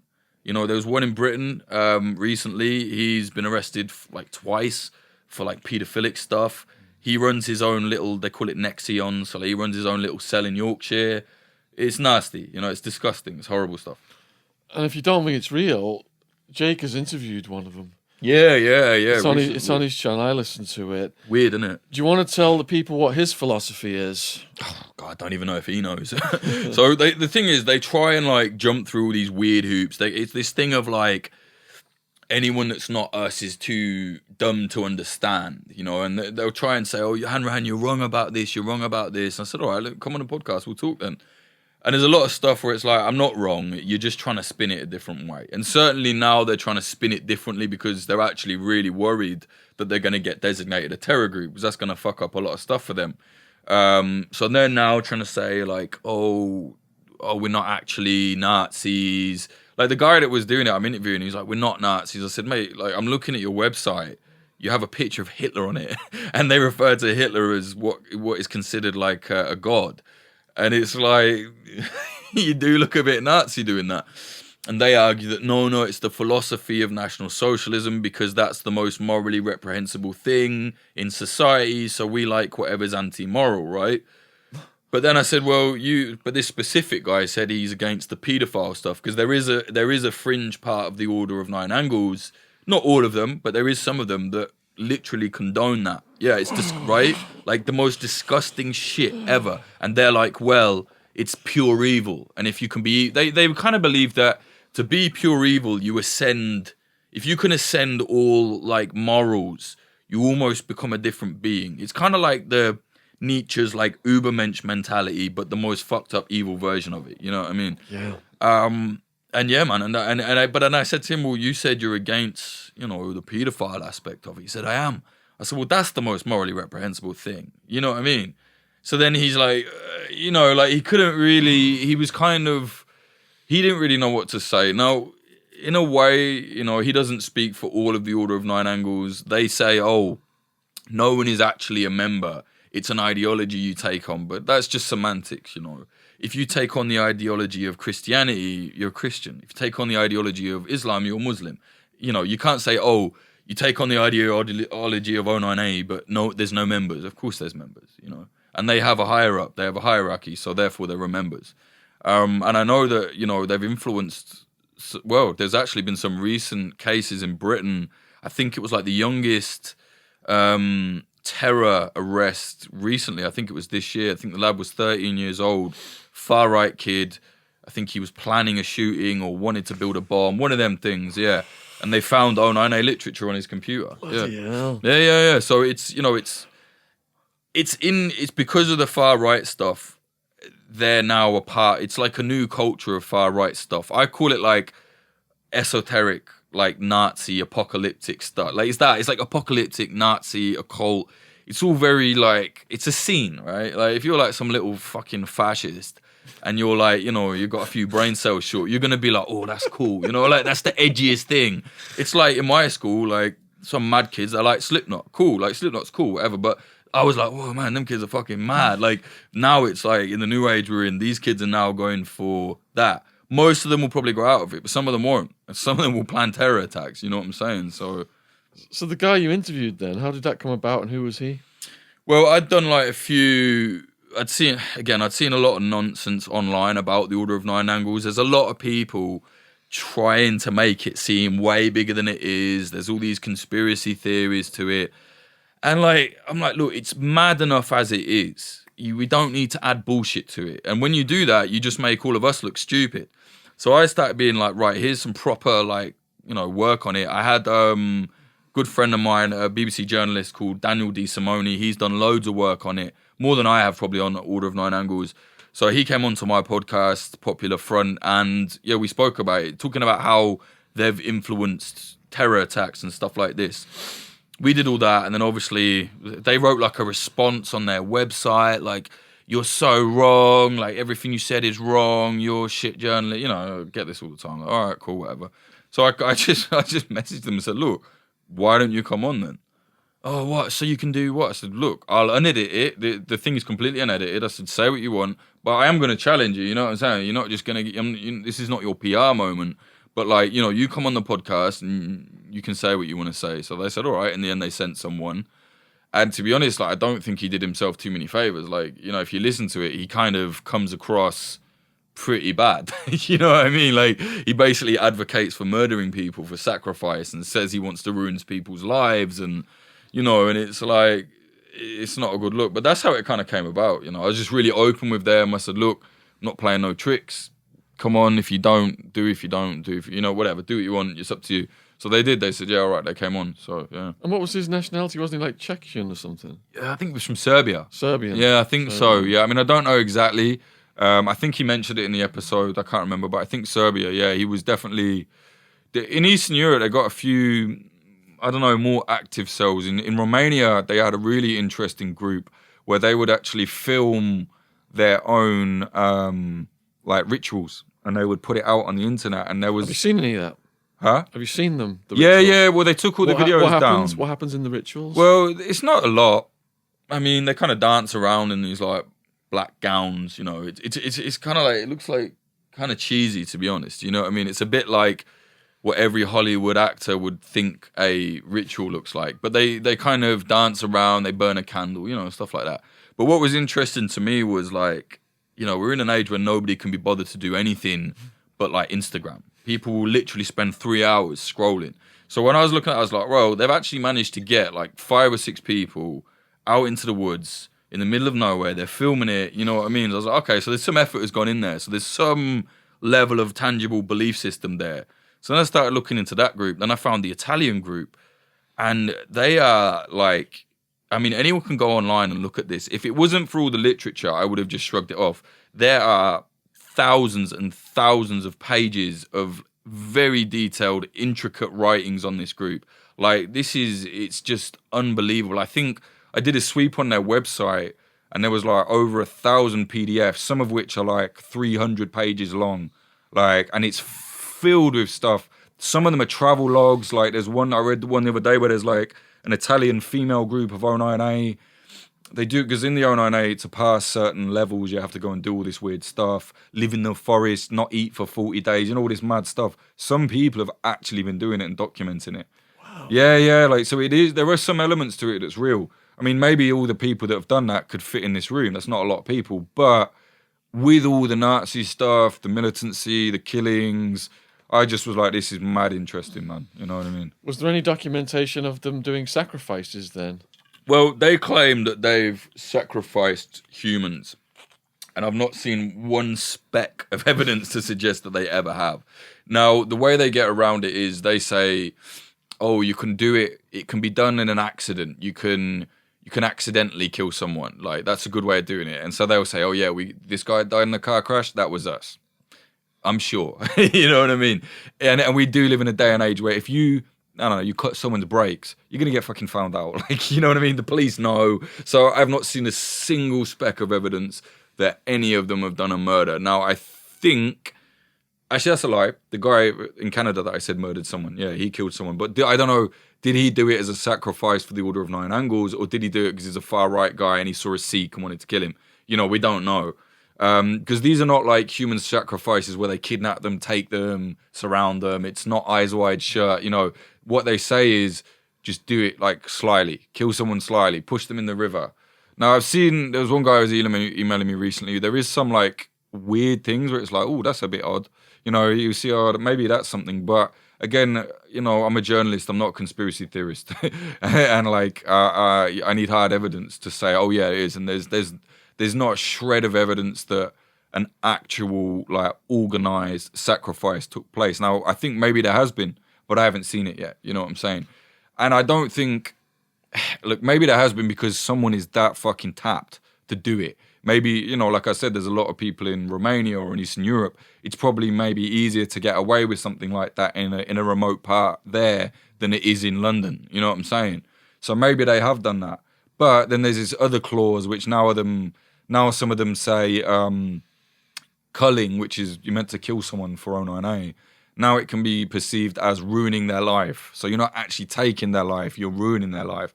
So already they're kind of watering it down themselves. And I just think, I don't know. Like, I asked that guy outright, I was like, have you ever killed anyone then for 09A? And he was like, I can't answer. And it's like, I'm pretty sure he hasn't. I think if you'd have killed someone, you'd say no. Right? Surely you'd be like, no, because you don't want to get caught. But, I mean, look, if I found out tomorrow that, like, oh, there's been an attack and it's this nutter has killed someone and they did it because they believe in I wouldn't be surprised, you know.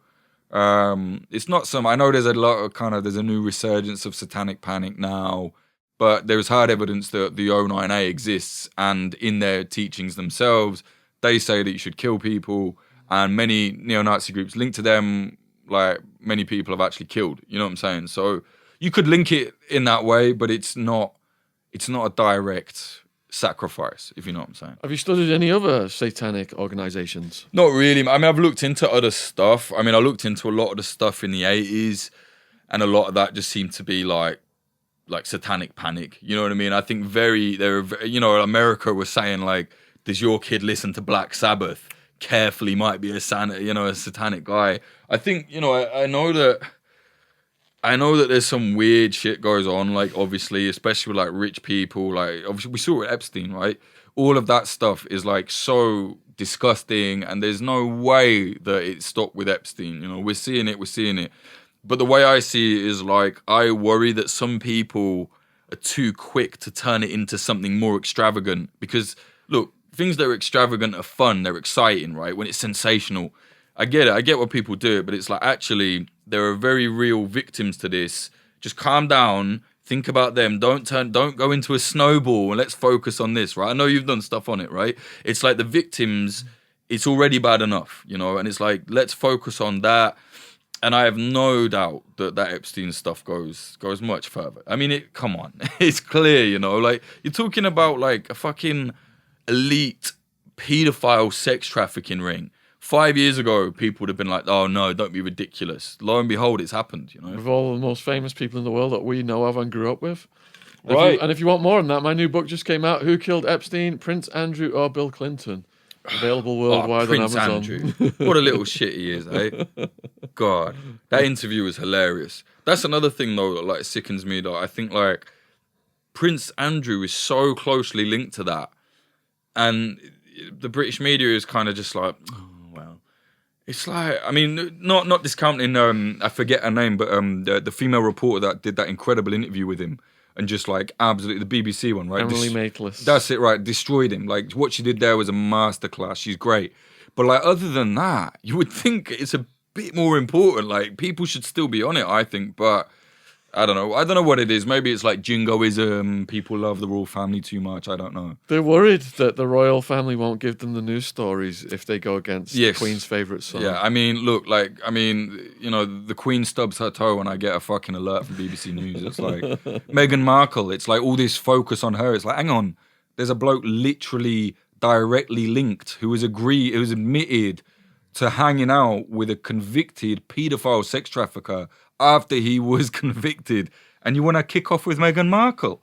It's like, leave her alone, man. Focus on this guy. For the victim's sake, I think, if anything, I think that's the thing. It's like, the victims, the young girls, that got wrapped up in this, or well, not wrapped up in it, trapped in it, it's just like, anyone that's got a sister, anything like that, just think, like, you're just lucky that it wasn't your relative. It could be anyone's. It's just like, I don't know, it's disgusting. Have you seen what Melinda Gates has been saying about Bill Gates? Yeah. She's got some real integrity. I like her. I read about her, and I read the New York Times piece the other day, and she'd been saying for a while, like, what the hell are you doing with him? I don't know about Bill Gates. I've not read into it much, but I read what she said, and I think, it's this thing where even now I'm talking like this, I think, oh my God, you don't come across like a conspiracy theorist, but this is, like, out there now. Like, this is... She's saying it, and she's saying, like, why, and she's right. If there's, where I grew up, if you find out there's a pedo on the street, the pedo don't live there for much longer, you know what I mean? It's like, if your husband is hanging out with this pedo, you'd be like, what? Like, just because they're rich and famous, no. If you have any moral fiber, you say, that guy touches kids, he's scum, and that's that, and you just... I have my own opinions on what should be done with them, and you certainly shouldn't be doing business with them, Well said. It's the worst crime on earth, in my opinion, I think. Yeah. Indeed, yeah. And it causes so much chaos for that person for the rest of their life. Right. And for their families, and, I've known people that they acted out like mad kid at school, and then they've had gone down a life, like ended up with like, I remember this kid from my school OD'd on heroin, and then heard that like, oh, apparently he was getting touched or something as a kid, and it's like, right, so the knock-on effect of that for his whole life, you know what I mean? It's just destroyed him forever, you know? Most of the people in prison are on heroin, and I speaking to them and getting their stories. Nearly all of them abused as kids, sexually abused. Terrible, isn't it? Yeah, it's horrible. Yeah. And that's why our mission statement is to end the war on drugs and for the government to take all those resources and go after the predators. All right, so as we get towards the end of this then, we'll finish on a funnier note of the Hasidic Ravers. Yeah. You gotta go on his channel and watch this video. Do you know what? I forgot all about that until you mentioned it earlier. Basically, so I went to Israel to make, I think it was the first time I went there without covering the conflict, you know. I was like, right, let's go and do like something different. A good friend of mine, Oren Rosenfeld, like great guy out there, producer. I was like, look, there's Boiler Room, like a music company here in the UK. They make, DJ sets and documentaries, you know them. They started doing documentaries, and they said to me, oh, can you make some stuff for us? Like, you got good connections in the Middle East. We want to do something in the Middle East. I was like, man, I know about war. I don't know about like music and that. So I contacted Oren, and he was like, look, I got the best thing. There's these, basically it's a sect of Hasidic Jews that they celebrate by dancing, right? So they run through the streets dancing. It goes back to a long way though. There was a famous, their rabbi was called Rabbi Nachman, and he basically introduced it. Like he said, we shouldn't be miserable. We have to be fun. And he basically just, he invented this thing where he's just dancing everywhere, like having like mad fun back in the day. And it's survived this long. And basically they drive around Israel and they just stop in the middle of the street. They jump out of their van playing like trance. They're all into like, it's brilliant. Yeah, trance it's music, brilliant. hard like club music. And they just dance and dance and dance, and they just give out these flyers and like, we're the Rabbi Nachman, like we do this. So we spent like a week just traveling with them filming, and it was so much fun, man. The best thing I was saying to you earlier, the best thing is we were like, all the other Hasidic guys hate them, like they hate them.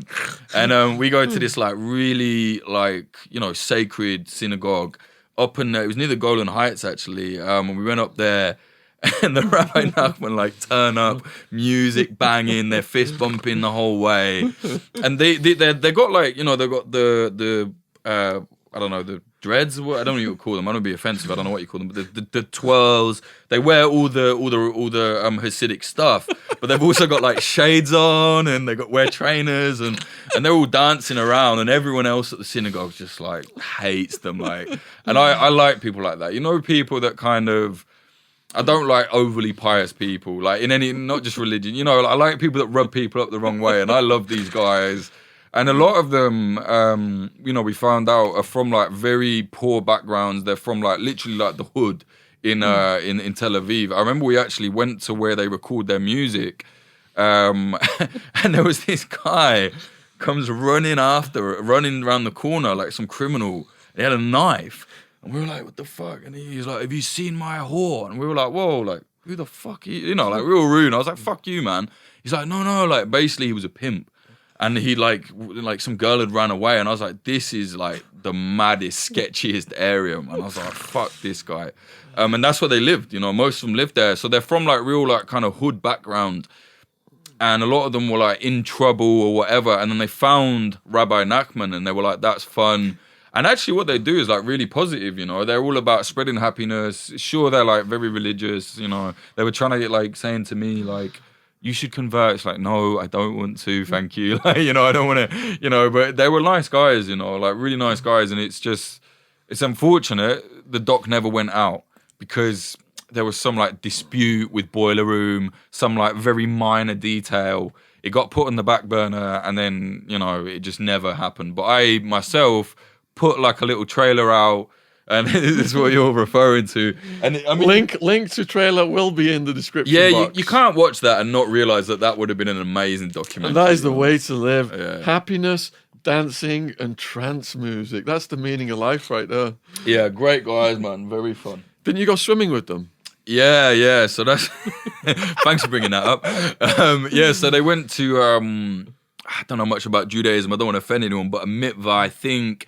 mitzvah is like a holy, I don't know, like spring or whatever. So we go to the mountain area and they're like, oh, we're going to wash in the mitzvah. You have to do it with us. So you get bollock naked and you just jump in the holy spring with everybody. I was like, fuck it, I'll do that. Like, whatever. Like, I like if you're involved with people, I think it's always good to show like, yeah, I'm up for that. Like, I'm not like, I'm not like a prude. I'm not like, a lot of reporters, they don't get good access because they want to stand on the sidelines and be this like, we're here, that like old school vibe. I'm always like, nah, let's go. Like, I've eaten with refugees in Calais, like anything. I don't mind. I'm not squeamish.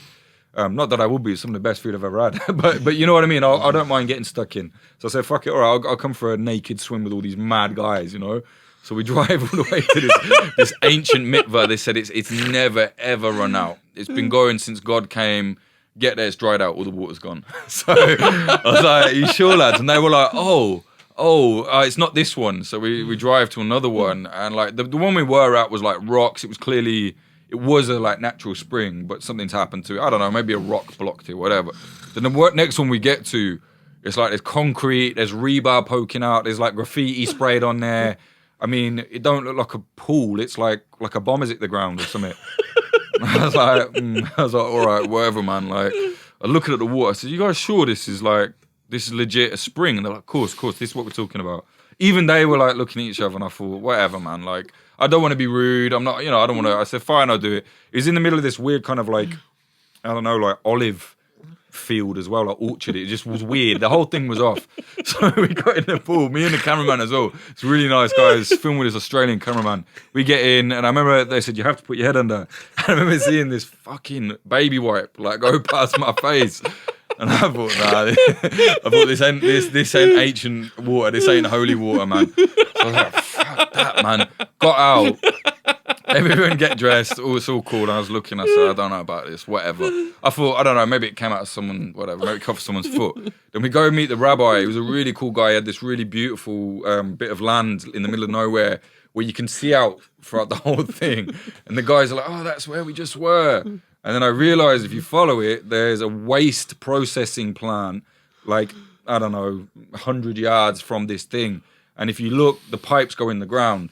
So I think what happened was this was a broken waste pipe and they just said, yeah, fuck it, that's the mitzvah, we'll use it. Like, and I knew that was it. I said to them, I was like, that's attached to that. And they were like, nah. And I was like, yeah, it is. And they were like, maybe. Just like, right. But, I survived. I didn't get ill or anything. But yeah, the water was not, it was not like blessed by anything, I don't think. Yeah. But it was, again, funny experience. I love stuff like that. It's a great like experience to have. And yeah. Unique, definitely. Yeah. So for the viewers out there then watching this, how can they support you, Jake? You've got your Patreon, Gargoyle Book, Popular Front, podcast, YouTube channel, socials. Yeah, so I run just I just mentioned Popular Front quickly. So yeah, I now run my own it's like grassroots conflict journalism, we say. We it's like a media company. We only cover war and conflict, but we don't accept any money from like corporate business because I've seen that pollute the waters. There's Vice News, I loved it there, best time of my life. But when HBO bought them out, things started to go a bit weird. There was too much influence. And I was like, you know what? I don't really want that affecting anything I do going forward. So I said, when I start my own thing, I'll fund it grassroots. So what we do is we started a Patreon and we basically sell extra content. So for like £5 a month, you get extra bonus episodes, there's podcast. There's we have this like whole community on Discord, which is just like amazing for research. We have a whole series on there, which is basically it's called Too Cool for J School. It's kind of a joke, but J School is like journalism school. I never went to journalism school. I never went to college, uni, nothing. So what I've done is made a series, getting all different reporters, basically saying, watch this if you want to be a reporter or whatever. This might help. That's all it is, for free. Well, not for free. It's for if you're on the Patreon, but you know what I mean. It's going to cost you a lot less than uni. So yeah, we have loads of stuff on there, and we're funding it that way. And like every time, like more money that goes into the Patreon, we make more content. So we went from making like very few documentaries, just doing the podcast, to now like our most successful documentary. It's done 2 million views in like less than 6 months. you know. So, and we've done all of that. We haven't spent a single penny on advertising. Everything is grassroots. Believe it or not, like some random, like really cool, like celebrities got into it, started sharing our stuff. Like it's been mad, like, but we haven't paid anyone anything. And I think that's why people like us. You know, it's like there's no one. You know, you can say, "Oh, I hate you, Jake." Fine, that's cool. But at least it's me you hate, and it's not like some corporate entity being like, "Oh, you have to do this," you know. And you know, I like being fair. I don't like kind of, you know, hyper-capitalist businessman trying to dictate something to me, because war reporting is very not black and white. And I don't want anyone kind of coming in and saying it should be like this. And if you do accept money from a big entity, I get it, that's how the world works. But just for me, I don't want that. You know, I do other work with big entities. Like I do, you know, I'm making a podcast for iHeartRadio, sure. But Popular Front stays like that always, you know. So yeah, so people can go patreon.com/popularfront, or just go on youtube.com/popularfront, watch our documentaries, or search Popular Front on iTunes. My book as well, Gargoyle. The way to get that, just search Gargoyle book. We're gonna have all the links below this video. I'm rubbish at this. Yeah. So or go to gargoylebook.com. There's like links to buy it on Amazon. Basically, that's so the subline is reporting from front lines, trap houses, and I can't remember what else. But like, you know, it's like a book about a mix of my reporting over the years. So you got, you know, there's an article about when I was in jail. There's an article about when I went to meet this like dark web drug dealer in Morocco. You know, stuff about when I was on the front line in Ukraine, Kurdistan, all sorts of stuff there. Yeah, so it's doing really well. Actually, I'm really surprised, but it's doing well. I'm not surprised. Well, I don't know, man. I didn't know if people would want to read about it. You know, like it's such a weird mix of stuff, but I think they do. You know, I think they do. I get this thing always right from commissioning editors. And they say no one wants to know about that, and I've always said they do. Actually, they do. The only remit people need is that interesting? That's it. You know, that's it. And if it is, people will get involved, you know. Like you say, you know, you are addicted to the craziest stuff on YouTube. Well, that's the shit I watch at night to relax. Is it? I love watching like conspiracy stuff, you know? Yeah. But you've transferred into your life kind of extreme situation stuff. Yeah. Which people are endlessly fascinated by. Well, it's interesting, you know, and it's not just the way I see it as well. It's not, I've always really hated these like, oh, this guy goes to the most dangerous place. I hate all that shit. Or like, you know, extreme with Ross Kemp. But nothing against Ross Kemp. I met him, he's a great guy. But you know what I mean? I don't think, it's like, okay, yeah, it's dangerous, whatever. But that's not the most interesting element. The element is what you see within that world, because it's mad, you know, like when the rules are removed, the maddest stuff happens. So yeah, I've always been attracted to it. The conspiracy stuff I watch, like, you know how most people will watch, I don't know, like The Only Way is Essex to unwind. We know it's full of shit. It's absolute trash, but, you know, it takes your brain away. I don't watch that. I watch like conspiracy stuff. I don't believe in it. I know it's bullshit, but I love it. You know what I mean? So Alex Jones, man. Alex Jones is... I know he's a bastard, yeah, but he is funny. He is funny. He's got explosive He is Texas. funny, yeah. Piers Morgan. Oh my God, yeah. That guy, man. So if you've enjoyed this podcast, please go down in the description box and check out Jake's links. Let us know in the comments what you thought about it. Huge thank you to the new subscribers. Subscription logo's in the corner of the screen. And huge thanks to Jake for driving up today in considerable traffic and getting here and regaling us with such fascinating stories, from Turkish prison to pedo, Satanic Nazis and Hasidic Ravers. It's a bit mad, isn't it? Doesn't get more eclectic than that. Thanks, brother. Give us a hug. Thanks, mate. Appreciate it. Cheers.